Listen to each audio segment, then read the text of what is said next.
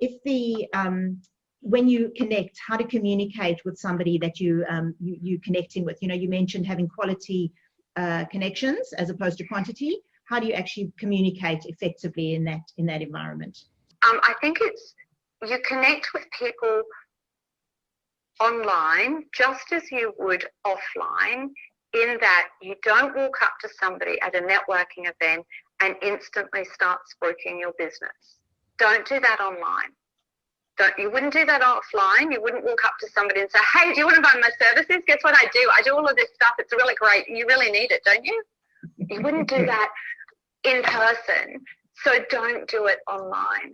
Online moves slower, which means you've got to be really, really patient and really organised as well. There's nothing like having a spreadsheet and going, okay, I send that person a personalised invitation to connect.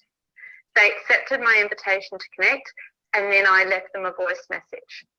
And then, spreadsheet, 6 weeks later, I'm reaching out to them and saying, hi, I just found an article I thought you might be interested in. And then 8 weeks later, you know, I would leave it 6 to 8 weeks. Don't do it every month. It gets really annoying. Leave it ideally about sort of 8 weeks between messages.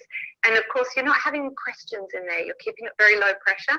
I was just listening to a podcast episode and I remembered that you do this, and I thought you might find this podcast episode interesting.